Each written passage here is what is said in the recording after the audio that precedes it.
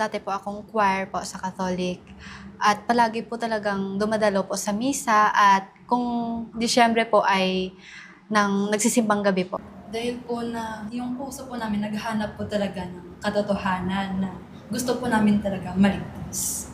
Yung kapatid ko po, nung maliit pa lang siya, scholar po siya sa Evangelical. Bali, nag-sponsor po yung Evangelical sa kanila sa pag-aaral niya. At ako po, may mga kaibigan po ako na born again at Baptist. Bali, sumasama po ako sa kanila sa fellowship at nakikita ko po na masaya po yung pagsama dun sa kanila.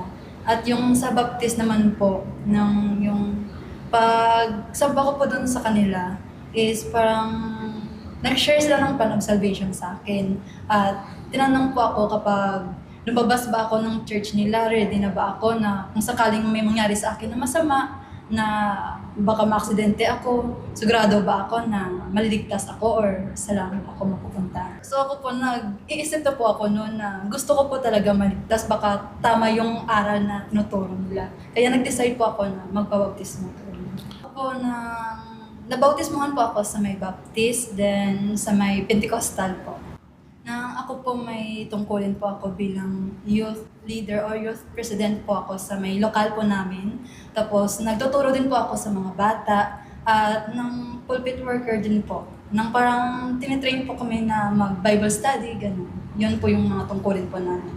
At nag-outreach din po kami, lumalabas po kami ng lokal namin at pupunta po kami sa mga bundok or sa mga baybahay din. Ang tungkulin ko po ay ng musician po, ng Sunday school teacher din po at sumasama din po sa mga ministerial works po. Ako po yung nauna pong umanib sa iglesia po. Kasi po curious po ako noon kung ano po yung pinagkaiba po ni Cristo at ng Ama po. Kasi po mayroon po akong kaibigan po, kaklase ko po sa college po, na nakapag-share po sa akin. Nagtanong po siya kung sino po yung Diyos namin. Sabi ko po si Cristo. At sinabi naman sa akin ay hindi po siya Diyos. At doon po ako na-curious, nakipagdebate po ako. Nagbigay po kami ng Bible verses kasama po nung Pentecostal ko din po na friend na kaklase din po namin. Sabi po ng kaklase ko po na INC ay pumunta na lang po kami sa sa kapilya po. Dito na lang po daw kami magtanong. So, ganun pong ginawa ko po. Nagtanong po ako sa isang manggagawa po dito. Nagulat po ako kasi po kumuha siya po ng Biblia at yun pala, doon niya pala kinukuha yung mga sagot po sa Biblia. Na in-explain niya po, gamit po yung Biblia po na kung ano pong pinagkaiba ni Kristo at ng Ama. Siya po ay ang ating pong tagapagligtas po. At iba po siya talaga sa Ama po. Kasi po kasi sa relihiyon po namin, yung alam po namin kasi sa Pentecostal is one God. Bali yung Espiritu, yung Ama at yung Anak ay iisa lang po sila. Kaya yung sa pagkakaalam namin, si Jesus po, siya po yung tunay na Diyos. One God Yun po. po yung alam namin. Katumbas nun, yung Trinidad, Opo. na ang iisang tunay na Diyos ay may tatlong persona. Naiiyak po ako kasi super active po kasi ako sa Pentecostal at ayoko din pong umalis doon. Paano ka na punta doon sa pasya na kailangan mo suriin yung tunay na aral na sabi mo, naiyak ka, masakit sa'yo yun. Kailangan mong umalis sa Pentecostal. Bumisita po ako sa lokal at sumamba po ako ng Huwebes. At doon po, hindi ko po ma-explain po kung bakit po ako naiiyak sa mga awit po at sa mga aral po ng Diyos na itinuturo po ng ministro. Pagkatapos po ng Huwebes Sunday po, hindi na po ako bumalik sa sa lokal. Doon po ako sumamba sa amin sa Pentecostal po. At hindi po ako nagsumbong po or nagsabi po sa kanila na sumamba ako kasi po bawal po sa amin bumisita po sa ibang church. After 2 weeks po ay nag-decide po ako makinig ng Bible study po. Bakit ka na uwi sa pasya na makikinig ka ng Bible study sa Iglesia ni Cristo? Kasi po curious talaga ako. Habang tumatagal po ay parang napukaw po yung aking isipan po. At doon po ako nag-decide po na magpatuloy po sa pakikinig at sa pagsamba po. Every time na nag-Bible study po kami ay nagtatanong din po ako ng mga bagay po na hindi ko po maintindihan. At doon po ay sinasagot din po ng manggagawa po or nagtuturo po yung aking mga katanungan po gamit yung Biblia. Meron ka rin po bang Biblia na dala noon o meron kang Biblia sa bahay? Meron po. Nagdala po talaga ako ng Biblia. Kasi po, tinitingnan ko po kung nasa Biblia talaga yung sinasabi po nung nagtuturo. papaano ka naman natawag sa Iglesia ni Cristo? Yung sa akin po kasi is, sa lokal namin is youth president po ako. So kapatid ko po siya. Kinamusta ko po siya. Sabi ko, nagsisimba ka pa ba sa religion namin or sa church namin? Kasi nandito po siya sa Bacolod, ako nandun po sa may lugar po namin, sa may probinsya. So tinatanong ko siya kung sumasamba siya dito sa lokal namin. Sabi niya sa akin, hindi na. At sinumbong na sa akin na nagsamba po siya sa INC. O bilang, bilang panganay po at bilang youth president po sa lokal po namin. Sinabi ko, bakit ka sumamba doon?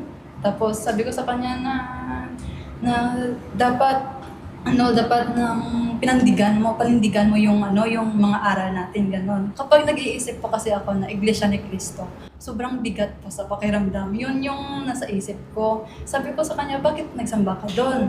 Sabi ko sa kanya. So, sabi niya sa akin, nang mag-observe ako, na sumamba ba ako para malaman ko yung mga aral. So, parang nahirapan pa siya na akayin ako ba. Parang sabi niya sa akin, try mo lang na mamati or makinig. Try mo lang. So ako, nag-aaral po talaga ako ng Biblia as youth president po doon sa lokal po namin. At nagtuturo din po ako. So parang hindi po ako agree doon sa Iglesia ni Cristo na tao si Jesus. Yun. Kasi naniniwala po talaga ako na si Jesus ay siya yung Diyos at siya yung Ama. Ayun. So sabi niya sa akin, try mo lang. Try mo makinig. Hindi ka naman pinipilit. Ganun. So tinay ko po. Timing po nung mga araw na inanyaya po niya ako. May work po ako dito sa may Bacolod. Nagbantay po ako ng pasyente doon sa ospital. So, timing po, sabi niya nang samba ka sa Sunday, try mo lang makinig. Try mo lang mag-observe sa mga aral nila. So, ako po, sumamba po ako. At nung timing po nun, first time ko po na pagsamba, yung nangasiwa po si Ka Eduardo Manalo sa video streaming po. Yung aral po na tinuro po sa araw na sumamba po ako is about sa pananampalataya. Kaya po, hindi ko po maintindihan na sobrang iyak po ako simula pa lang po sa pag-awit hanggang sa matapos po, iyak lang po talaga ako ng iyak doon sa pagsamba. Kinamusta po ako ng kaklase niya at kaibigan niya po na Iglesia ni Cristo. Sabi niya, ate, kumusta po yung pagsamba?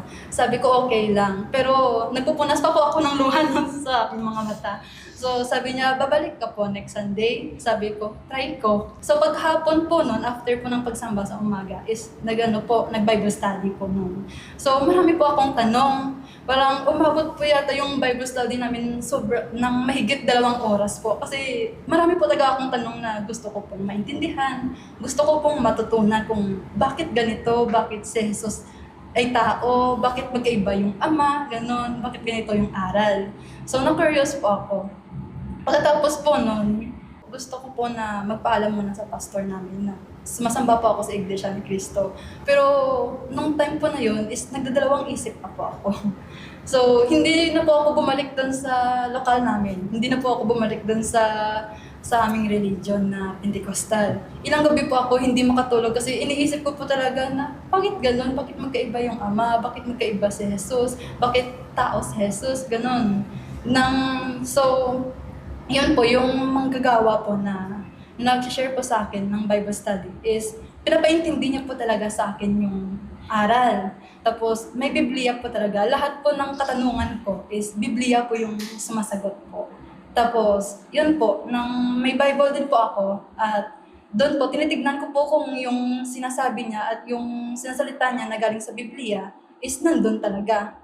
So, nakita ko po na nandun po. So, umabot pa po ng 2 buwan bago po ako decide na magsuri po sa aral ng Iglesia ni Cristo. Pinakamalaki pong kasagutan po sa pinapanalangin ko po sa Diyos po na kapag umanib siya po sa Iglesia ni Cristo po, ay magpapatuloy po ako. Yung naramdaman ko po na magaan na po sa kalooban ko, na magaan na po yung pakiramdam ko na tinatanggap ko na po talaga yung buong aral. Doon na po ako nakapag-decide na gusto ko na mag-Iglesia ni Cristo. Gusto ko pong maligtas kasi ito po yung totoo.